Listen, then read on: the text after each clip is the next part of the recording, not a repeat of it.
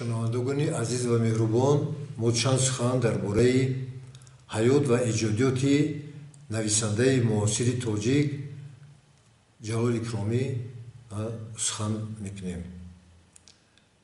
Ҷалол Икромӣ соли 1909 дар Бухоро дар оилаи одами донишманд ба дунё омадааст.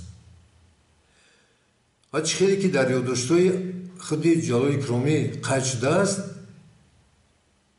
Ҷалол Икромӣ дар ҳамон даврае ки таваллуд мешавад, падараш дар худи Бухоро вай гӯем ки қозии Бухоро буд ва дар синни дусолагиаш модараш аз олам чашм мепӯшад, лекин падараш азбаски одами бофарҳанг буд, аз илму аз адабиёту аз фарҳанг бохабар буд, ӯ фарзанди худро бо тамоми нозукиҳо тарбия намуда ва вақте ки синни соли ӯ ба 6-солагӣ 7-солагӣ мерасад, ӯро бар мактаби динӣ месупорад ва онҷо вай дар зери домлоҳо сабақ мегирад аз илми гузашта.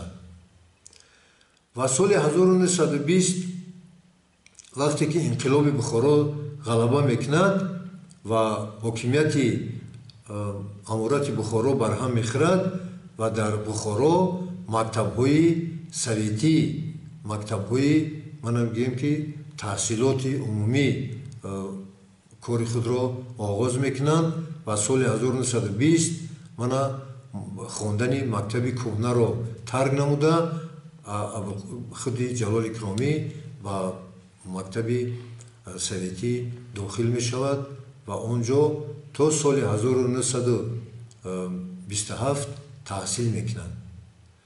ва баъди хатм кардани мактаби миёна ӯ ба институти дорулмуаллимтайёркунии шаҳри Самарқанд дохил мешавад ва соли 1927 ба худи ҳамин институти номбурда дохил шуда, онро соли 1931 хатм менамояд. ва соли 1931 ки солҳои бисёр пурошӯб буд, солҳои қинигарӣ буд, солҳое буд ки дар худи Тоҷикистони мо аз он ҷумла дар шаҳри Душанбе муаллимон, одамони ихтисосманд, олимон кам буданд ва Ҷалол Икромӣ соли 1931 ба шаҳри Душанбе меояд ва дар Академияи улуми Тоҷикистон ҳамчун ходими илмӣ шуда ба кор оғоз менамояд. ман ногуфта намонад ки асосан фаъолияти худи Ҷалол Икромӣ аз навиштани ҳикоя, повест, роман ва жанрҳои бадиӣ оғоз гардидааст.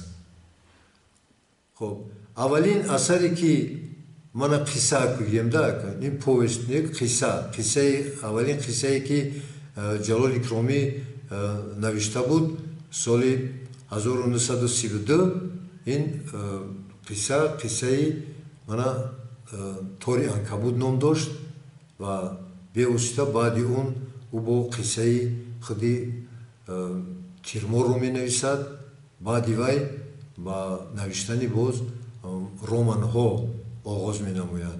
аввалин романе ки Ҷалол Икромӣ навиштааст соли 1940, ин романи Ман гунаҳгорам ном дорад. баъди романи Ман гунаҳгорам ӯ романи Шодиро менависад.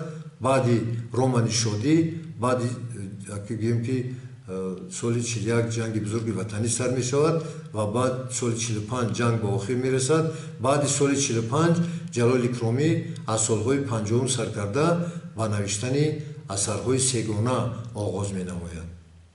ман як чиз ногуфта намонад ки дар адабиёти рус ман ҳамин асарҳои сегонаро худи аввалин маротиба Лев Николаевич Толстой асарҳои сегона навиштааст ки дар он ҷо мана Анна Каренина ва худи баъди навиштани асарҳои сегонаи Лев Николаевич Толстой дар адабиёти советии тоҷик, дар адабиёти советии рус мебахшед, мана устод Максим Горький асарҳои сегона навиштааст.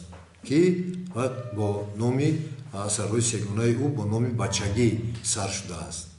дар адабиёти муосири тоҷик бошад, мана аввалин асарҳои сегона аз тарафи нависандаи мана машҳури мо устод Садриддин Айнӣ ёддошто аз се қисм иборат навишта мешавад. ва баъди устод Садриддин Айнӣ ва навиштани асарҳои сегона мана устод Ҷалол Икромӣ оғоз менамояд. мана устод Ҷалол Икромӣ асарҳои сегонаи худро бо аввалин асари худро бо номи Духтари Оташ, дуюми асари худро бо номи 12 дарвозаи Бухоро ва сеюми асари худро бо номи Вопасин Амир ё ки Тахти Вожгун, ин бо ду ном чоп шудааст ҳамин асар, оғоз менамояд. акун асарҳои сегона чӣ маънӣ доранд? асарҳои сегона аз се китоб иборат буда, китоби дуюм давоми китоби якум мебошад ва китоби сеюм давоми китоби дуюм мебошад. мана вақте ки Ҷалол Икромӣ баъди солҳои ҷанги бузурги ватанӣ ба навиштани романи Духтари Оташ оғоз менамояд, ӯ зиёда аз 2 сол дар худи ба Бухоро рафта, дар он ҷо дар бораи ҳамон қаҳрамонҳое ки ӯ дар роман тасвир намуда буд, дар бораи онҳо маълумот пайдо мекунад. мана ҳамин қисми якуми асарҳои сегона ки онро дар забони русӣ трилогия меноманд, қисми якумаш бо китоби Духтари Оташ сар мешавад. қаҳрамонҳои асосии китоби Духтари Оташ ин Дилором Каниз, набираи ӯ Фирӯза, Карим, Асад Махсум, Ғаниҷон Бойбача, Оймуллои Тамбурӣ ва ғайраҳо мебошанд. инҳо қаҳрамонҳои асосӣ роман ба шумор мераванд. мана қисми якуми романи Духтари Оташ аз он сар мешавад ки нависанда менависад, мегӯяд ки ҳамин ғуломон мана дар худи Бухоро Абдураҳмонбой буд ва ӯ зиёда аз 5000 ғулому канизак дошт. канизакҳо дар дарбори ӯ хизмат мекарданд ва ғуломон бошад берун ай Бухоро, онҳо аз ҳар гуна ҳамин латаву аз ҳар гуна тахтаву мебахшед аз ҳар гуна ҳамин чӯбу чизҳо хона сохта буданд ва онро маҳалли ғуломон меномиданд. ва то бегоҳ дар хонаи бой кор карда, бегоҳӣ барои дамгирӣ ба ҳамон ҷои хоби худ, ба ҳамон маҳалли худ мерафтанд.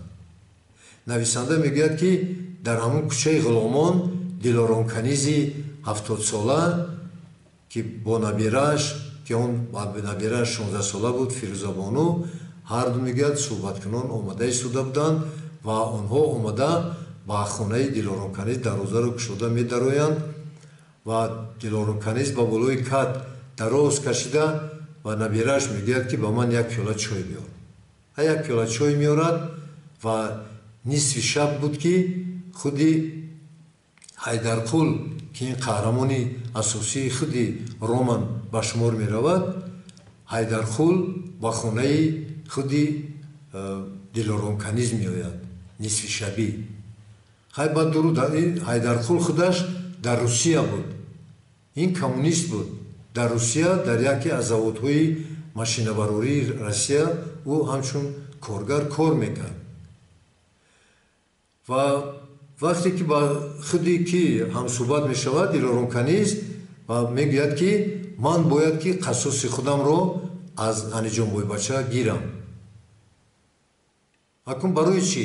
барои он ки ҳамин Ҳайдарқул худаш дар Россия ҳамчун марди кор мекарду ва зану фарзандаш дар Бухоро буд ва духтари 16солааш Савсанро ҳамин Ғаниҷон Бойбача ба воситаи як кампир фиреб мекунад, ӯро ба хонаи худ кампир Савсани 16соларо духтари худи Ҳайдарқулро ба хонаи Ғаниҷон Бойбача меорад ва Ғаниҷон Бойбача бо як ҳамлаву бо як даҳшату бо як гӯем ки як ақидаҳои пасташ ба ӯ ба номуси духтар таҷовуз мекунад ва ин духтар аз шарму ҳаё худашро бурда дар ҳавзи ҳамун худи дар Бухоро ҳавзҳои 7 ҳавзи калон буд, дар ҳам як ҳавзаш худашро бурда мепартояд ва онҷо мемирад ва мурдаи ӯро гирифта мегуронанд ва савдогарони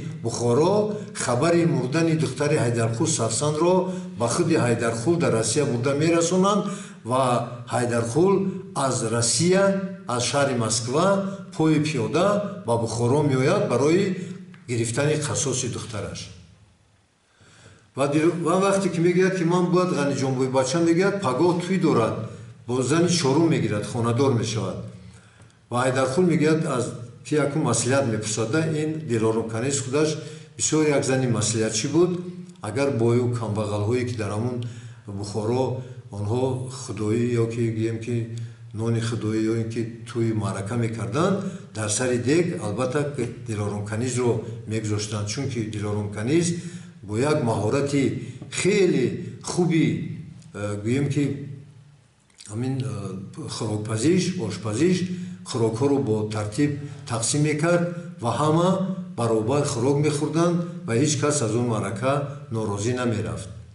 Акун пагоҳ Ғаниҷонбойбача тӯй дошту Дилором Каниз дар сари деги ӯ ошпаз буд ва Ҳайдарқул мегӯяд ки ман мегӯяд пагоҳ вақте ки Ғаниҷонбойбачаро бо зани чорумаш ба зери тахт мегузоранд, ман ба дили Ғаниҷонбойбача корд мезанам.